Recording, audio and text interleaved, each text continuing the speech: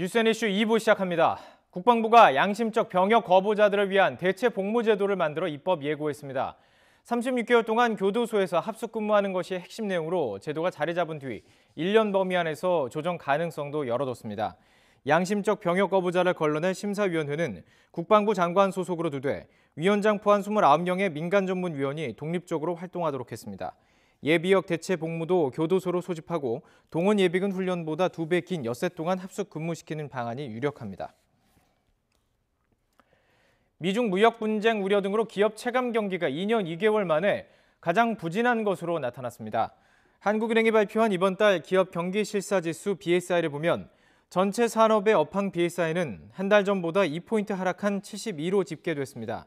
이는 지난 2016년 10월 이후 최저치입니다. 주요 화학 제품의 공급 과잉, 미중 무역 분쟁에 따른 수요 둔화가 겹쳤기 때문으로 분석됩니다. BSI의 소비자 동향 지수 CSI를 합쳐서 산출한 경제 심리 지수는 0.3포인트 상승한 91.9를 나타냈습니다. KB국민은행이 주택은행과의 합병 이후 19년 만에 파업에 돌입할 전망입니다. 전국금융산업노동조합 KB국민은행 지부는 총파업 찬반 투표에서 96%가 찬성표를 행사했다며 1월 8일부터 파업에 들어간다고 밝혔습니다. 국민은행 노사는 신입 직원의 호봉 상한제와 임금 피크제 진입 시기 등을 두고 협상을 벌여왔지만 입장차를 좁히지 못했습니다. 국회에서 기초연금법이 개정되면서 내년 4월부터 기초연금 수급자 가운데 65세 이상 소득 하위 20% 노인의 기초연금이 현행 월 최대 25만 원에서 월 최대 30만 원으로 인상됩니다. 보건복지부에 따르면 기초연금 인상으로 150만 명이 혜택을 볼 것으로 예상됩니다. 드루킹 댓글 조작 사건으로 재판을 받고 있는 김경수 경남지사가 오늘 결심 공판이 열리는 서울중앙지방법원에 출석했습니다. 김 지사는 진실을 밝히는 여정의 끝자락에 와 있다면서 누구의 말이 진실인지 충분히 밝혀질 것이라고 강조했습니다. 직접 들어보시죠. 처음 시작할 때부터 제가 이 재판은 진실을 밝히기 위한 재판이라고 말씀을 드렸고요. 이제 그 첫 여정의 끝자락에 와 있는 것 같습니다. 저는 이 사건 초기부터 이 사건의 실체를 밝혀달라고 요구를 해왔고 특히 특검도 제가 먼저 요구를 했습니다. 오늘 재판에서도 누구의 말이 진실인지 그리고 어떤 것이 사실인지 마지막 재판에서도 충분히 밝혀질 것이다 저는 그렇게 생각합니다. 한파가 절정을 이루면서 오늘 아침 영하 15도 안팎의 동장군이 맹위를 떨쳤습니다. 화천 광덕산 기온이 영하 23.8도까지 내려간 것을 비롯해서 철원이 영하 18.6도, 서울이 영하 14.4도 등 전국이 올겨울 들어 가장 추웠습니다. 주말에도 영하 10도의 동장군이 계속되면서 한강이 얼어붙을 가능성도 있습니다. 이렇게 세미 한파로 제주도는 눈이 내리고 체감 기온이 영하권에 머물고 있습니다. 제주공항에는 돌풍과 강풍특보가 내려졌지만 항공기는 정상 운항하고 있습니다.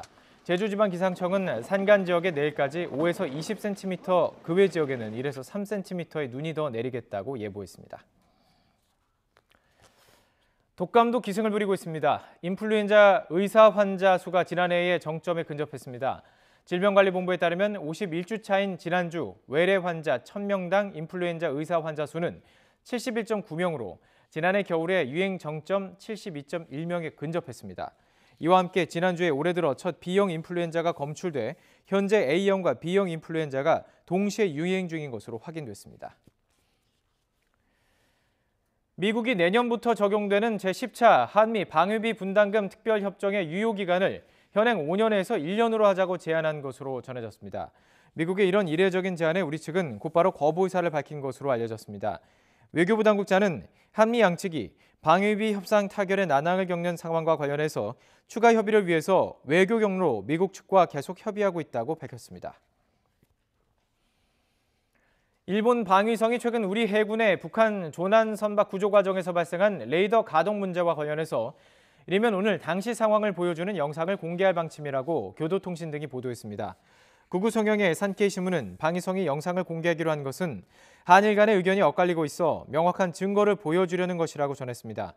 일본 정부 관계자는 산케이의 일본의 주장이 옳다는 것을 국내외에 보여줄 것이라고 말했습니다.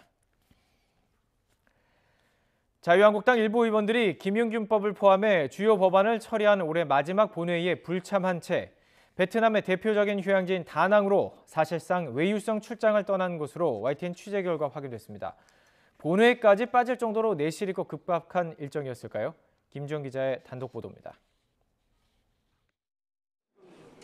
밀고 당기는 여야 협상 끝에 겨우 본회의가 열렸지만 곳곳에 빈자리가 널렸습니다.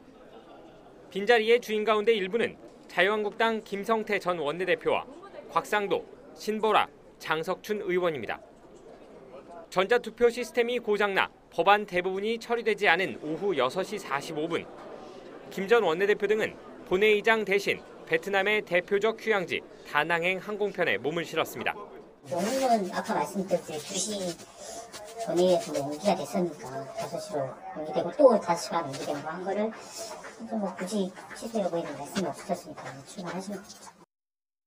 베트남 정당 관계자와의 회동, 곧 문을 열 예정인 다낭 무역관 방문, 교민 애로사항 청취 등이 방문 목적입니다. 본회의까지 빠질 정도로 시급한 일정이었는지 의문이 생기는데 YTN 취재 결과 다낭 무역관은 아직 제대로 갖춰지지도 않았습니다. 개설을 하기 위해서 이제 사무실도 준비하고 이제 그러고 있는 중이라 이게 그 사무실 번호도 아직 공식적으로 나온 게 없고 외유성 출장이라는 지적이 나올 수밖에 없는 대목입니다. 특히 김용균법을 다루는 환경노동위원회 소속 신보라 의원은 전체 회의가 끝나기도 전에 자리를 떴고 곽상도 의원은 유치원 3법을 패스트트랙에 올릴지 결정할 투표가 진행되는 사이 공항으로 향했습니다. 지금 비행기표 알아보고 있어요. 돌아오는 표도. 아, 원래 일정보다 빨리 들어오시려고? 네, 또 운영위도 있고 해가지고. 이번에 출발하지 않은 운영위 소속 한국당 의원들 가운데 또 일부는 하루 뒤 후발대로 다낭에 합류합니다. 대부분 국회 운영위원회 예산이 쓰였는데 한국당과 국회 관계자는 오후 2시로 예정된 본회의가 미뤄지면서 어쩔 수 없었다고 해명했습니다. 운영위 소속 일부 민주당 의원들도 금요일부터 일요일까지 일본으로 2박 3일 일정의 워크숍을 떠납니다. YTN 김주영입니다.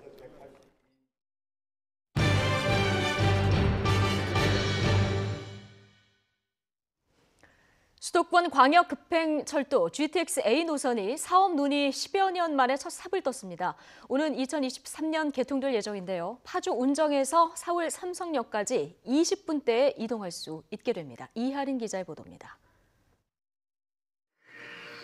지하 50m 터널에서 최고 시속 180km로 달리는 수도권 광역급행철도 GTX. 사업 논의 10여 년 만에 예비 타당성 조사를 통과한 지 4년 10개월 만에 GTX-A 노선 착공식이 열렸습니다. 더 넓은 서울 외곽 지역으로 구간을 연장하는 문제 등으로 첫 삽을 뜨기까지 시간이 걸린 겁니다. 10년이 넘는 기다림 끝에 마침내 오늘 GTX-A 노선 사업의 첫 단추를 꿰게 되었습니다. GTX가 가벼운 출근길과 저녁이 있는 삶을 국민 여러분께 돌려드릴 수 있기를. GTX-A 노선은 파주에서 일산, 삼성, 동탄까지 모두 10개 정거장, 83.1km 구간으로 평균 시속 100km로 달리며 수도권 남북을 잇게 됩니다. 토지 보상과 60개월 정도의 공사를 마치고 5년 뒤인 오는 2023년 말 운행을 시작할 예정입니다. 개통되면 운정에서 서울역이 20분, 킨텍스에서 서울역 16분, 동탄에서 삼성이 22분 등 이동 시간이 지금보다 70에서 80% 정도 줄어들 것으로 기대됩니다.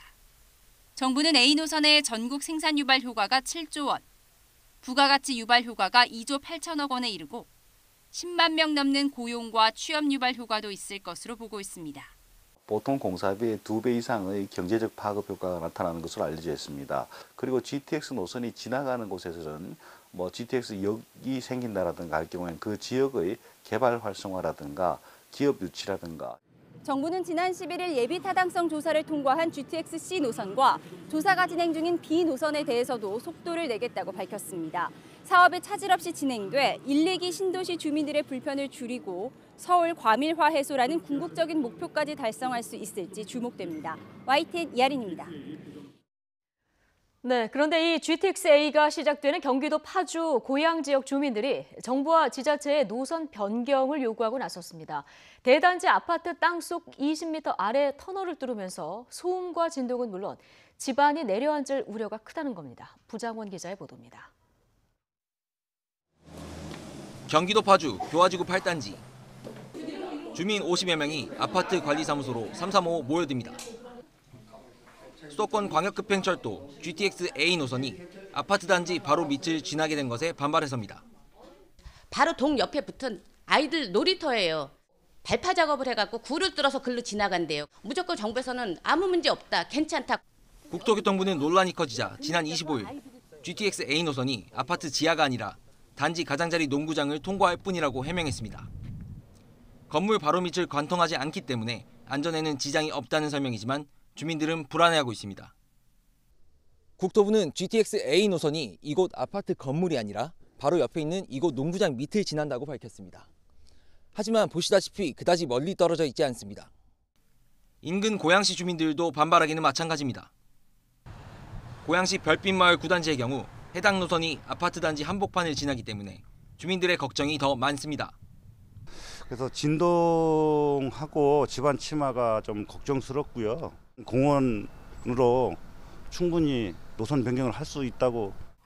지은 지 30-40년 넘은 노후주택이 밀집한 서울 용산구 후암동과 가럴동도 GTX-A 노선이 지나갑니다. 이곳 역시 주민들이 청와대 앞에서 정부 지자체를 상대로 노선 변경을 촉구했습니다. 기존 노선 앞으로 공원도 있고 하는데 왜 수많은 사람이 살고 있는 그 지하를 관통한다는 게 도저히 이해가 할 수 없고 저는 GTX-A 노선 파주 은정에서 서울 삼성 구간이 착공식을 시작으로 조만간 본격 공사에 들어가면 해당 구간 주민들의 집단 반발도 거세질 것으로 보입니다. YTN 부장원입니다. 북한이 올해 핵실험이나 미사일 발사는 하지 않았지만 감지하기 힘든 무기 프로그램은 계속 진행하고 있다고 미 NBC 방송이 보도했습니다.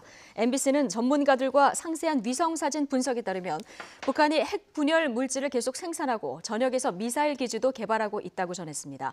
영국 왕립합동군사연구소의 크리스티나 베리얼 연구원은 김정은 위원장이 핵 연구와 개발에서 대량 생산으로 옮겨갔다고 주장했다면서 북한의 정책은 바뀌지 않았다고 진단했습니다. 우드로 윌슨 센터의 로버트 리트워크 수석부소장은 현재 생산 속도라면 북한이 2020년까지 약 100개의 핵탄두를 보유할 수 있고 이는 영국의 거의 절반 수준이라고 밝혔습니다.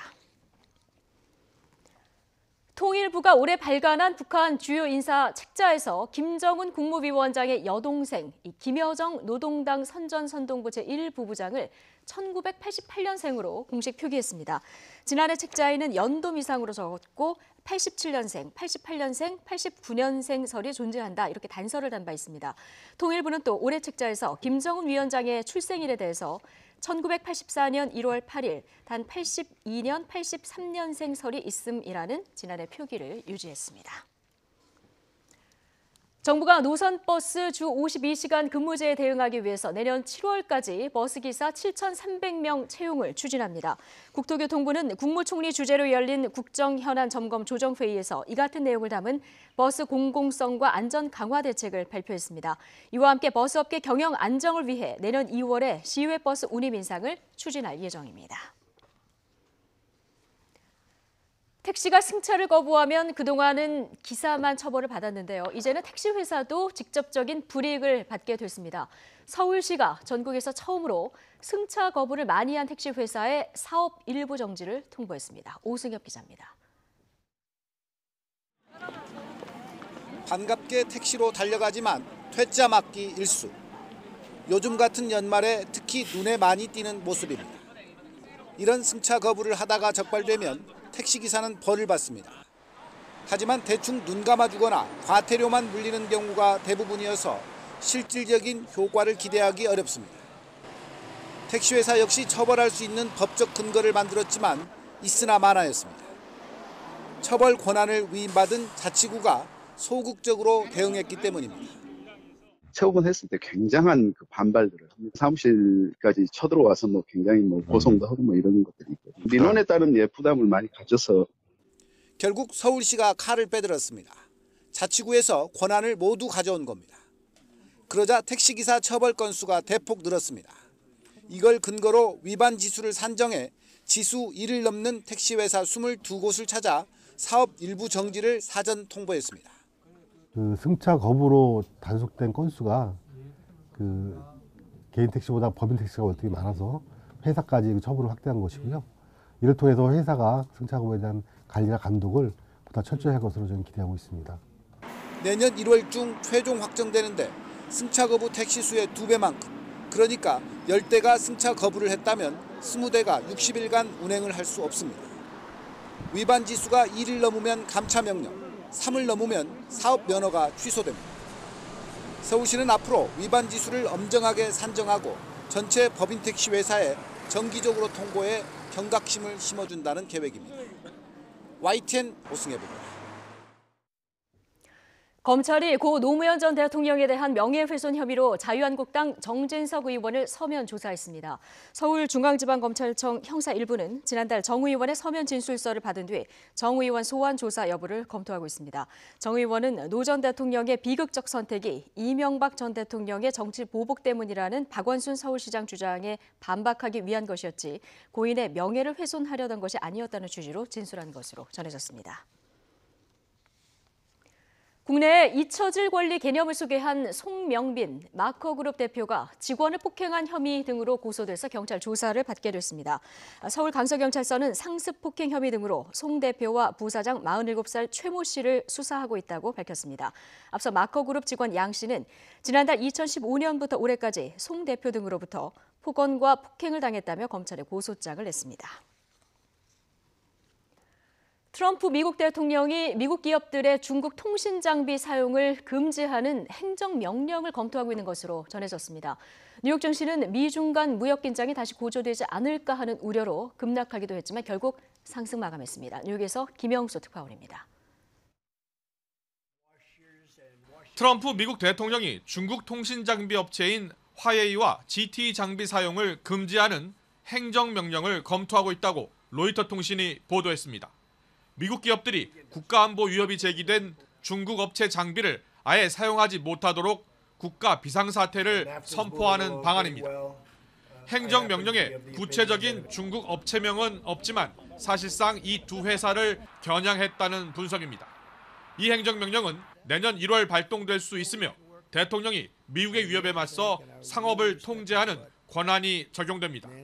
앞서 트럼프 정부는 미국 정부가 중국 기업의 기술을 이용하지 못하도록 하는 국방 수권 법안을 마련했고 8월에 의회를 통과했습니다. 전문가들은 이번 행정명령이 발동되면 5세대 이동통신을 준비하고 있는 중국 업체들의 타격이 불가피할 것으로 보고 있습니다. 중국 정부는 강하게 반발했고 뉴욕 증권시장은 미중 간 무역 긴장이 다시 고조되지 않을까 하는 우려로 투자 심리가 위축됐습니다. 다우지수는 한때 600포인트 넘게 급락했고 기술주 중심의 나스닥 지수는 3% 가까이 떨어지기도 했습니다. 하지만 장막판 낙폭을 크게 축소했고 결국 상승 마감했습니다. 월가에서는 향후 시장 전망이 엇갈리고 있지만 각종 뉴스에 따라 급등락이 연출되는 불안한 장세가 당분간 계속될 것으로 내다봤습니다. 뉴욕에서 YTN 김영수입니다.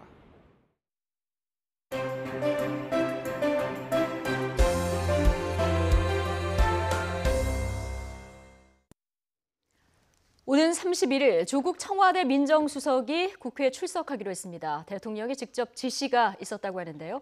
야당의 이 수위 높은 공세와 조 수석의 반박이 예상되면서 2018년의 마지막 날까지 국회는 계속 뜨거울 것 같습니다. 자세한 이야기 최영일, 이종군 두 분의 시사평론가와 나눠보겠습니다. 어서 오십시오. 안녕하세요. 안녕하세요.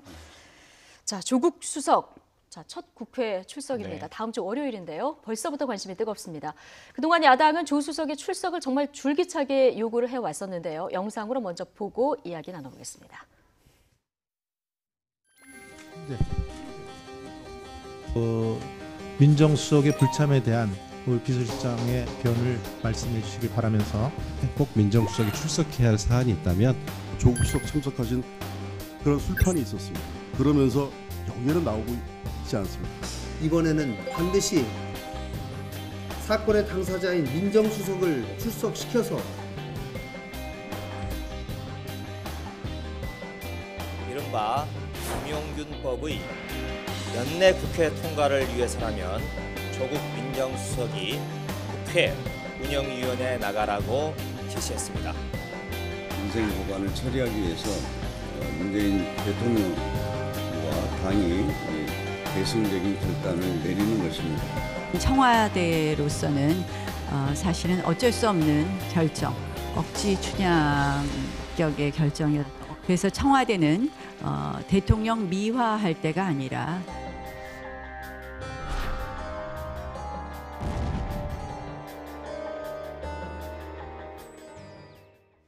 네.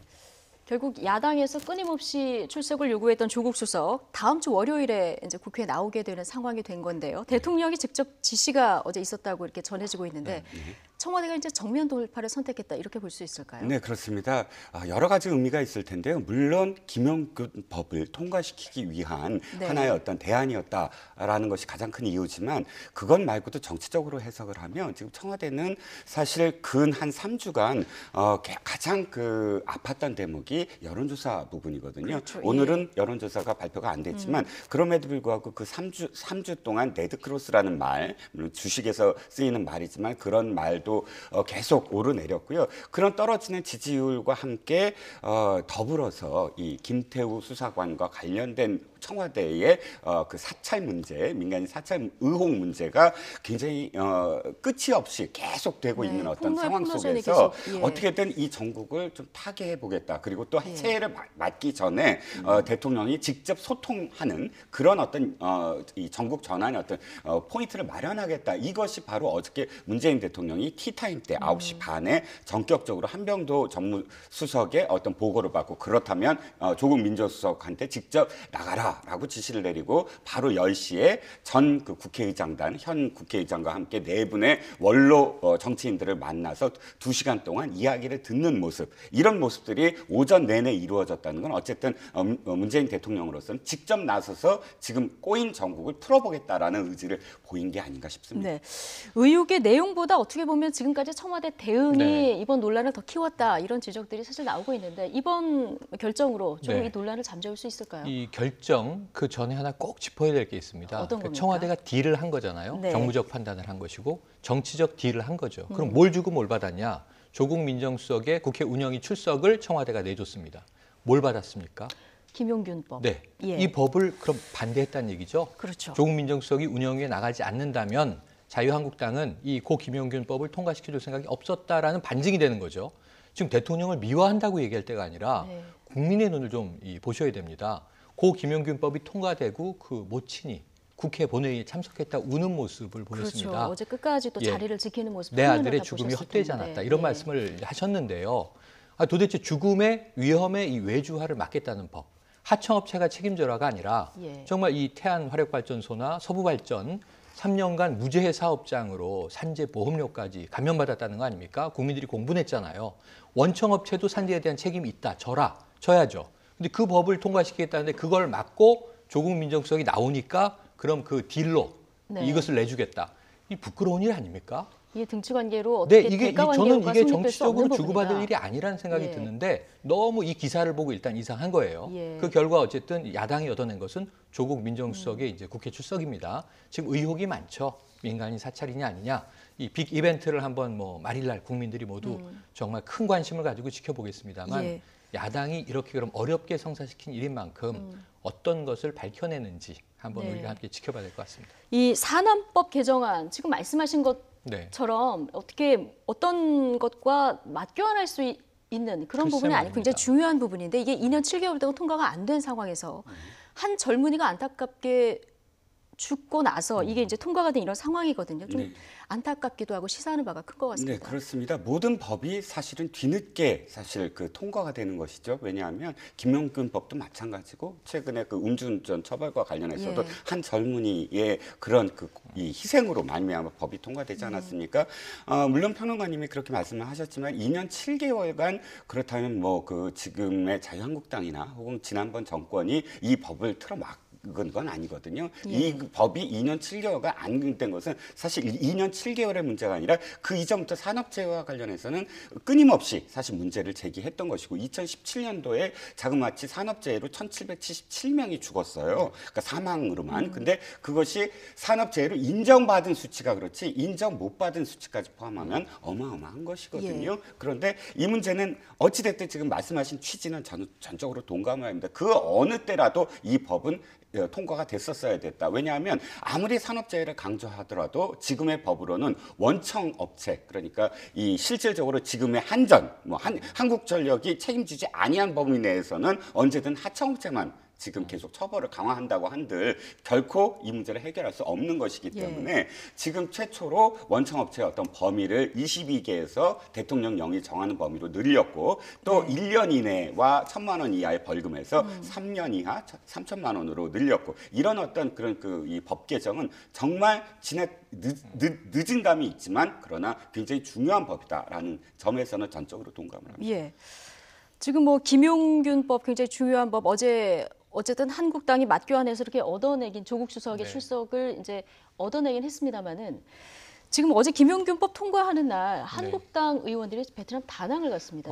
그러니까 이게 지금 뭐 이 외유성이다라고 이제 언론 보도가 나왔습니다만 의원분들은 아마 출장이라고도 주장을 하실 겁니다. 그런데 문제는 이 김성태 의원 원내대표 내려놓은 지가 얼마 안 됐죠. 지금 나경원 아직 신임 원내대표인데 그런데 그렇게 이 대여투쟁에 선봉에 섰던 분인데 본회의가 있는 날 6시 때 비행기였어요. 5시 때 본회의가 2시가 많이 밀렸죠. 그렇죠. 원래 2시에 본회의가 열릴 줄 알고 잡아놨다 뭐 이렇게 해명을 하긴 그런데 했습니다. 국회 본회의가 제 시간에 열린 적이 없습니다. 지금까지. 이걸 모르실 의원들이 아니에요. 초선 의원에 뭐 처음 해보시는 분들도 아니고 원내대표를 하셨던 분인데 그러니까 5시 때 본회의에 참석을 못한 거죠. 결국 다낭으로 이제 출국을 한 겁니다. 베트남으로. 여기 곽상도 의원도 있고요. 몇몇 의원들이 더 계신데 문제는 그 내용들 일정을 봤어요. 뭐 교민과의 간담회 중요하죠. 근데 이건 시급을 다투는 일은 아닙니다. 딱 하나 공식 행사가 다낭에 우리 무역관이 개소되는 개소식이 있어요. 그리고 지금 보시면 떠난 의원들이 다 교육위 의원이라든가 한노위 의원이라든가 사립유치원 3법은 무산됐습니다. 결국 패스트트랙으로 들어갔는데 국민들이 깜짝 놀란 게 패스트트랙이 1년이라는 거 아닙니까? 그런 문제들 등등 때문에 결국 이분들의 출국은 정당화되지 않아요. 학생들이 벼락치기 시험을 지금 쳤는데 시험 시간이 연기됐으니까 저는 여행 가야 되거든요.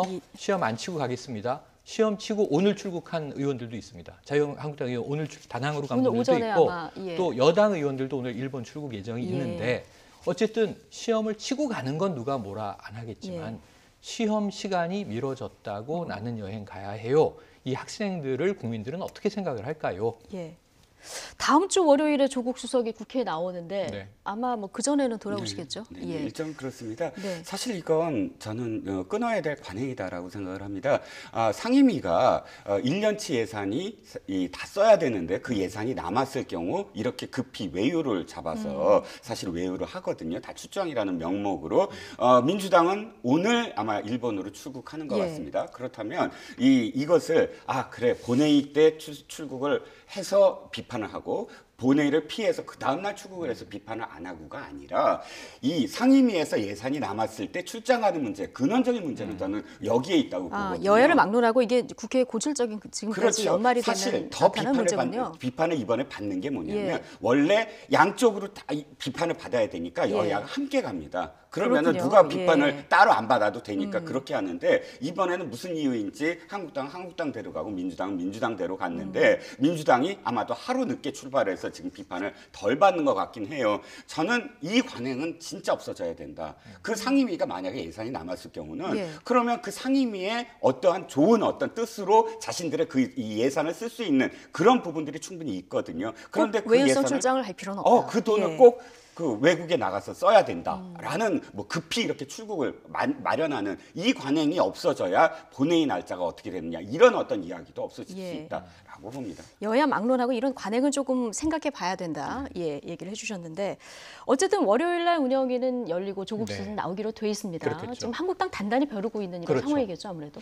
그래서 잘 준비하시기를 기대를 해요. 국민들이 궁금해하기도 하고 또 의혹이 분명히 있습니다. 여러 가지 빈틈들을 청와대가 조국 민정수석의 입을 통해서 어떻게 이걸 해명하고 막을 것인가. 예. 정말 이건 관심이 큰 부분인데 네, 야당은 지금 민간인 사찰까지 주장하고 있지 않습니까? 예. 청와대 입장은 절대 그렇지 않다지만 여기서 야당 의원들이 저는 이 임종석 실장은 이미 이제 운영에 여러 차례 나왔잖아요. 근데 그때마다 의혹 제기가 너무 정치적으로 편향되다 보니까 자기 정치하느냐 이렇게 따져 묻다가 대통령 해외 순방 중에 왜 전방을 갔느냐, 화살머리 고지, 그리고 왜 선글라스를 꼈느냐. 예. 국민들이 좀 납득하기에는 좀 황당한 질문들이에요.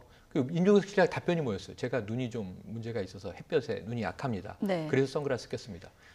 이 실장님하고 저하고 전방 가면 다 선글라스 끼거든요. 헬기 탈 때도 끼고 예. 이게 일상적인 행동입니다. 근데 이런 것들을 집요하게 과도하게 물어보다 보니까 이게 본질이 빠지고 이상한 쪽으로 흘러요. 그래서 조국 민정수석 이 국회 첫 데뷔전 이렇게 지금 이제 자막들도 나오고 있던데 여기서 정말 야당 의원들이 이 의혹이라고 생각되는 부분에 대해서 합리적인 질문을, 합리적인 의심을, 합리적 논리를 가지고 물어봐 주기를 기대를 하고요. 준비를 좀 많이 하시길 기대합니다. 핵심과 본질에 맞는 질문을 해주기를 이제 당부를 해주셨는데 어쨌든 저 여당 운영위 소속 의원들도 그렇고요, 야당 그 운영위 소속 의원들도 보면은 뭐 만만치 않은 분들이 다 들어가 있어요. 네, 예. 일단 뭐 창과 반패라고 이제 비유를 할 수밖에 없을 텐데 창에서 제가 가장 눈에 띄는 분은 야당 의원 중에 곽상도 의원입니다. 당연히 예. 곽상도 의원이 눈길을 끄는 것이 전임 정부에서 민정수석을 했었고 예. 또 이제 검사 출신이고 하다 보니까 서울지검 그 부장검사까지 뭐 역임을 하셨던 분이니까 검찰의 흐름 그리고 검찰의 흐름에서 민정수석의 역할 그리고 사찰이 무엇인지 또 검찰 수사관의 역할 이런 부분들에 대해서는 사실상 본인이 이미 업무를 다 그 수행해본 분이기 때문에 추궁할 때 예를 들어서 그 사찰 의혹과 추궁할 때 상당히 팩트에 근거 있는 그런 그 질문을 하지 않을까 하는 부분이고요. 거기에 상대적으로는 지금 방패에서는 이철희 의원이라든지 또는 서영교 의원 같은 경우는 상당 부분 이 정치적인 어떤 경력과 정무 판단으로서 원내 대변인도 많이 하고 했기 때문에 요지를 정확하게 파악하고 핵심을 정확하게 파악하고 거기에 대해서 이제 그 어느 정도 이 만약에 야당 의원들이 우려하시는 대로 옆길로 샜을 경우 그것을 다시 바로잡아 줄 수 있는 정도의 어떤 역량을 가지신 분이고 뭐 이철희 의원 같은 경우는 더 설명할 필요 없이 상당히 논리로서는 여당 의원 다른 여당 의원분들 뭐 제가 폄하하는 건 아니지만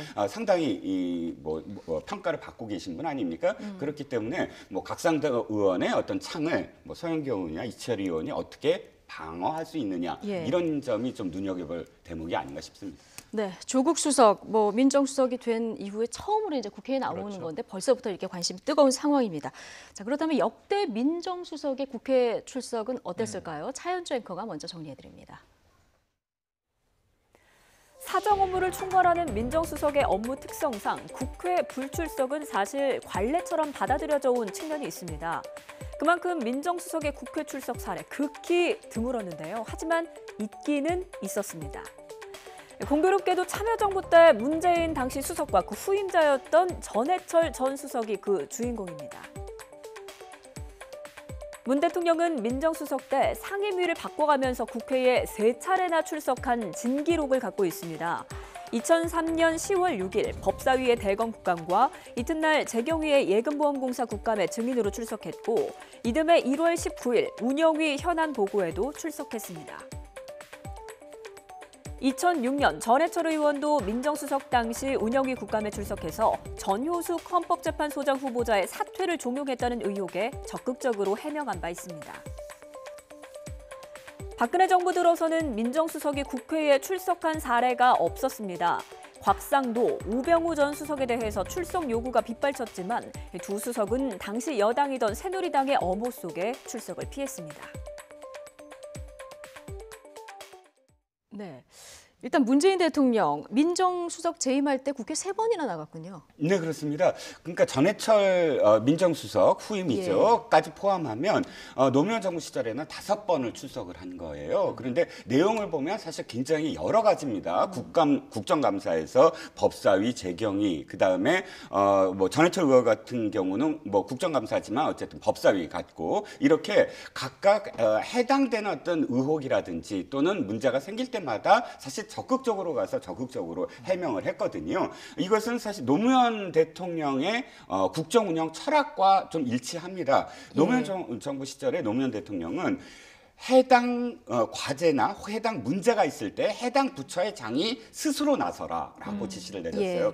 그래서 사실상 기자들이 어떤 질문을 할 때 해당 과장, 국장을 찾는 것이 아니라 실질적으로 문제가 커졌을 때는 장관이 직접 또는 해당 수석이 직접 해명하길 원했고, 이지원이라는 그런 프로그램 그 소통하는 어떤 프로그램에서도 지금의 어떤 그 청와대 민원이랑 좀 비슷하지만 그 안에 게시판에 질문을 했을 경우 해당 담당한 공무원이 직접 나서라. 이런 어떤 지시를 내렸거든요. 자, 이 문제도 사실은 마찬가지입니다. 지금 어떤 문제가 불거졌을 때 노무현 대통령이 민정수석이 직접 하세요 라고 이야기한 거죠. 그러니까 그런 물꼬를 사실 대통령이 틔워준 것이고, 그런 대통령의 국정 운영 철학을 아니까 굳이 이 노무현 대통령이 그다음부터 지시를 안 하더라도 민정수석들이 알아서 나가서 이렇게 직접적으로 그 이야기를 하는 그런 전통이 노무현 정부 시절에는 있었다는 거죠. 그렇군요. 반면에 우리가 민정수석 하면은 가장 대표적으로 떠오르는 인물이 이제 우병우 전 민정수석 아니겠습니까? 근데 뭐 당시 정윤회 문건이라든가 민간인 사찰 부분이라든가 뭐 여러 가지 부분에서 당시 야당이었던 민주당이 끊임없이 또 그때도 요구했었죠. 국회 나와라 이렇게 요구를 했는데 한 번도 나간 적은 없어요. 한 번도 나가지 않았죠. 한 번도 나가지 않으면서 나가지 않은 이유가 청와대를 비울 수 없습니다. 이런 이유들이 하나 있었고요. 또 하나는 전례가 없습니다. 이렇게 얘기를 했는데 그때도 지금 이야기했던, 그때는 이제 이 문재인 현 대통령이지만 그때는 야당의 이제 대표도 있었고 야당 정치인 아니었습니까?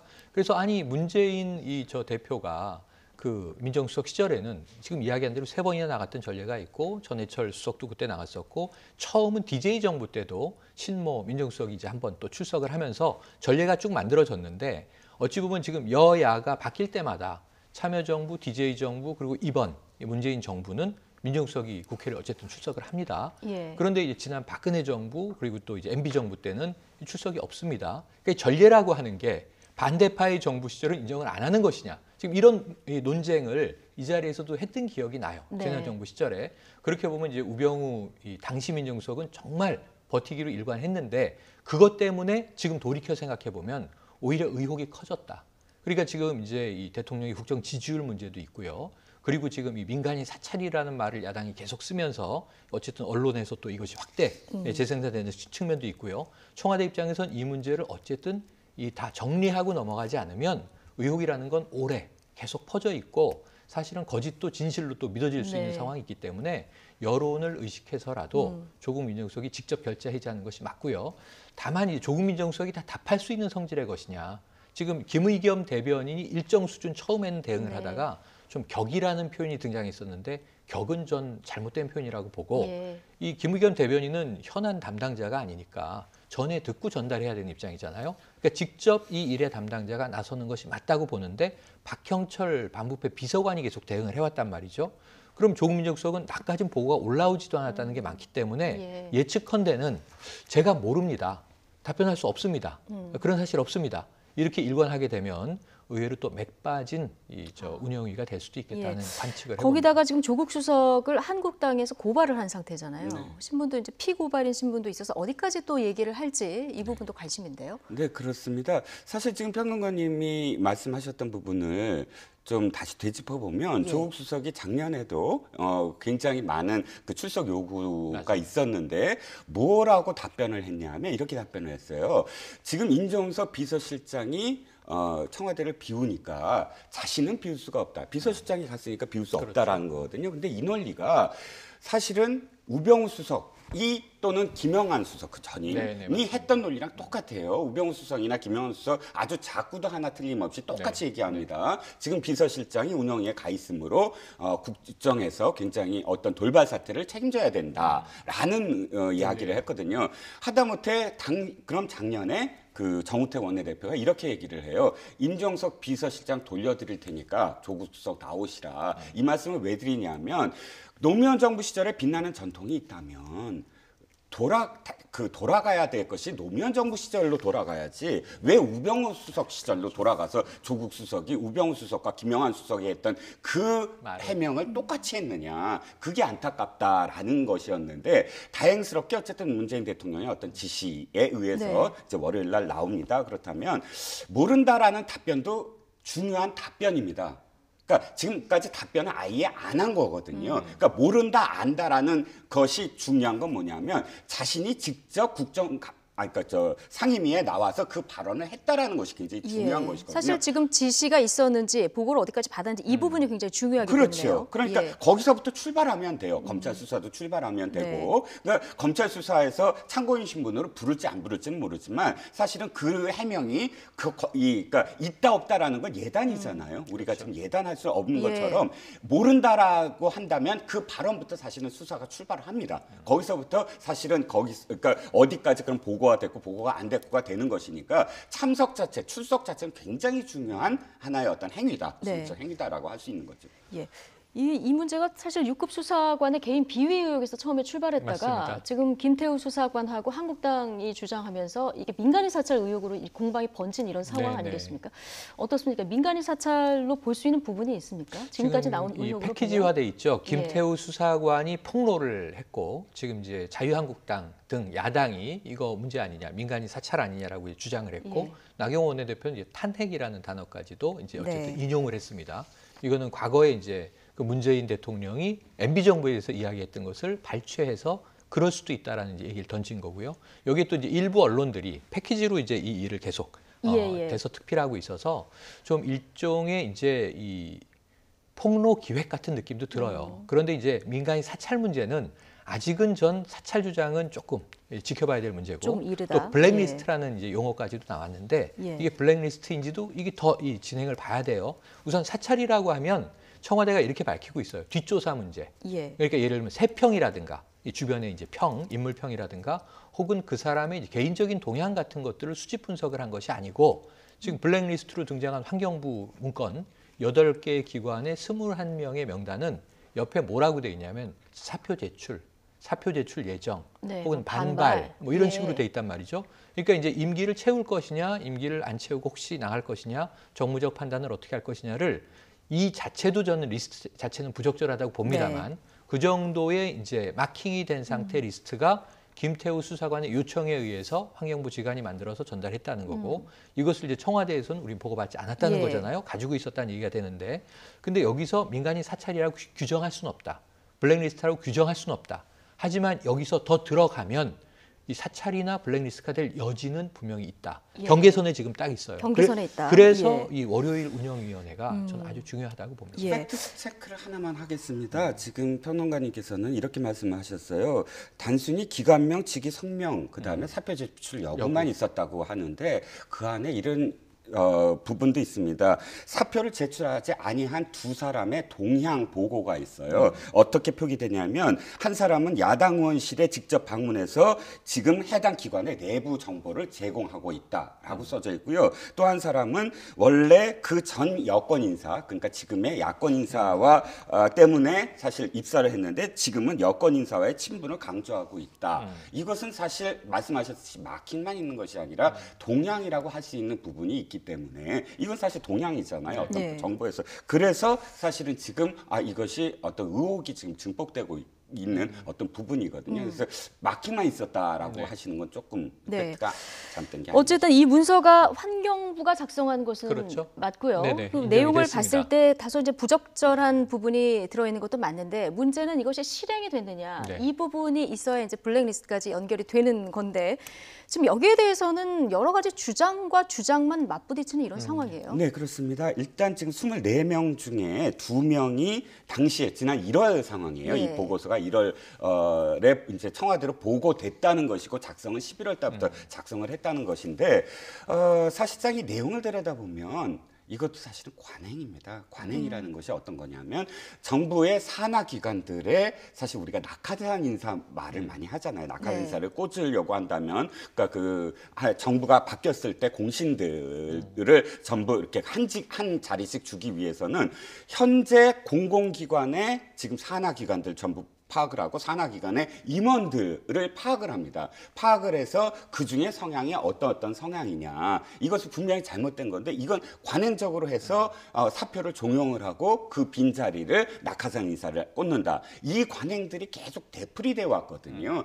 적어도 지금 이 현 정부가 지금 이 몰리는 것은 이 부분이 현 정부에서는 있지 없을 것이다. 예. 있을 수 없을 것이다. 라고 예상을 했기 때문에 왜냐하면 이런 관행은 충분히 이 정부가 기회는 균등하고 과정은 올바르고 결과는 공정해야 된다라고 말씀을 하셨기 때문에 최소한 이런 부분만큼은 공정하게 왜냐하면 이분들은 전부 다 임기가 아직 남아있는 분들이거든요. 네. 근데 임기가 남아있더라도 빨리 5년 이내로 이런 어떤 인사들 자신의 캠코더 인사들을 어떤 정부도 마찬가지입니다. 진영 논리로 말씀드리는 게 아니라 그렇게 하기 위해서는 언제나 있어 왔던 일이다. 라는 것이 이제 정가의 분석이라면 이 부분 해명이 어떻게 돼야 되냐면 현 정부는 최소한 이런 일이 없었다라는 전제하에서 이 부분을 다시 한번 또 하나하나 해명을 해야 되시지 않을까 싶습니다. 예.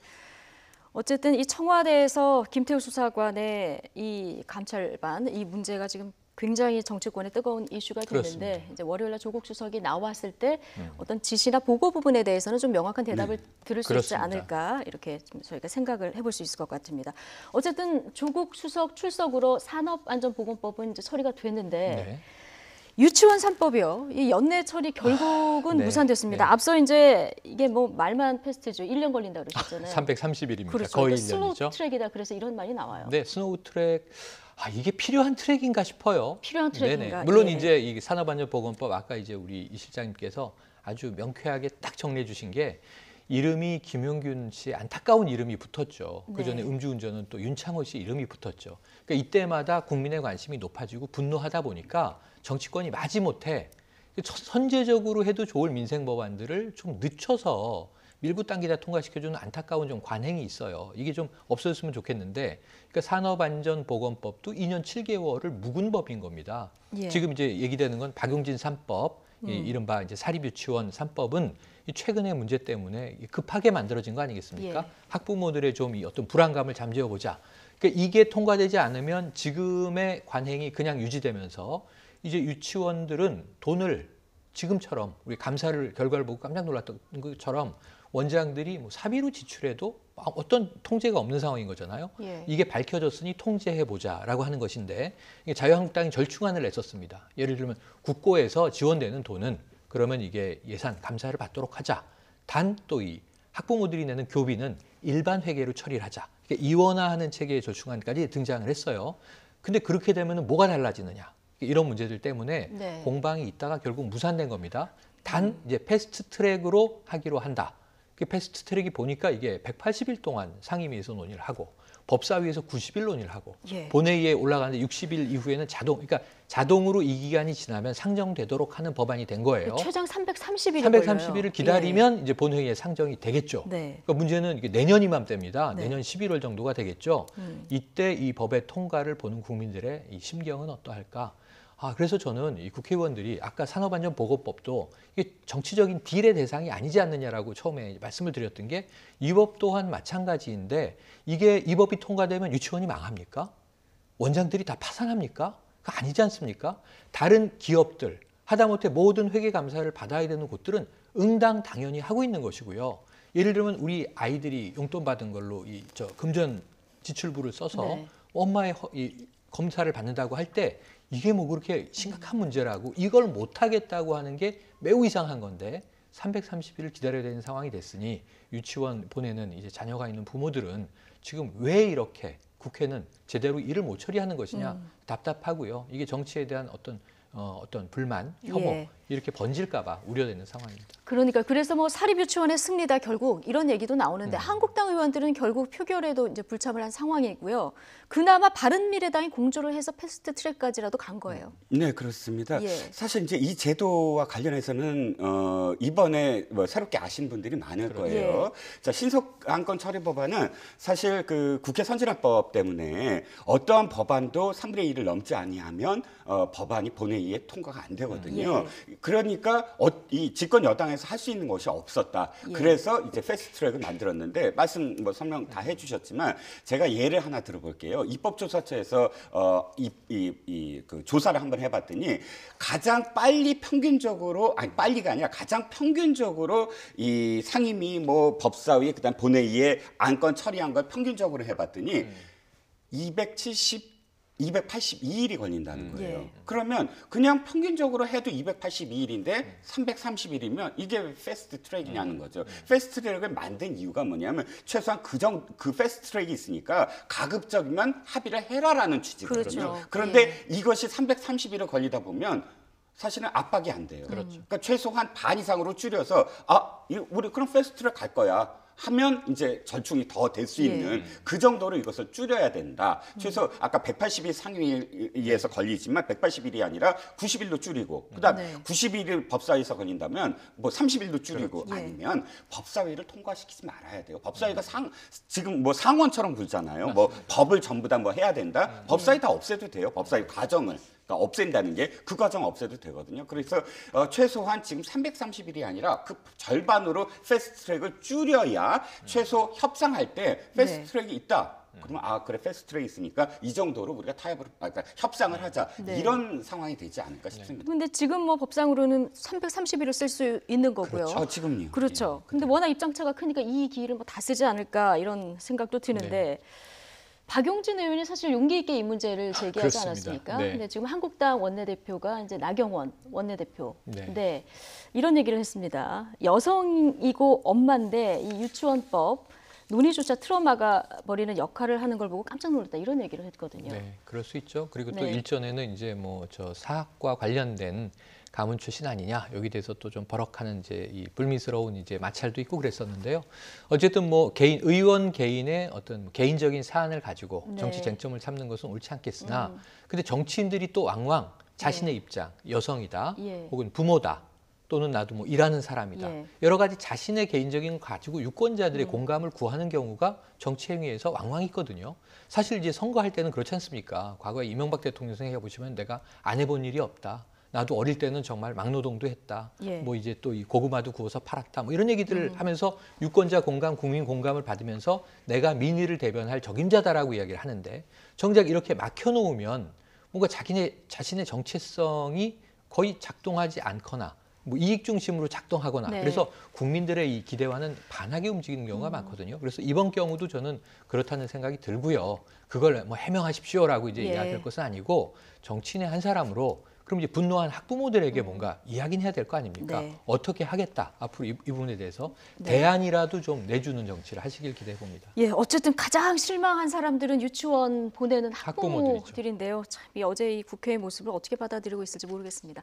두 분 얘기 여기까지 듣겠습니다. 최영일, 이종근 시사평론가와 함께했습니다. 고맙습니다. 고맙습니다. 네, 뉴스앤이슈 2부였고요. 잠시 후 뉴스앤이슈 3부에서 다시 뵙겠습니다.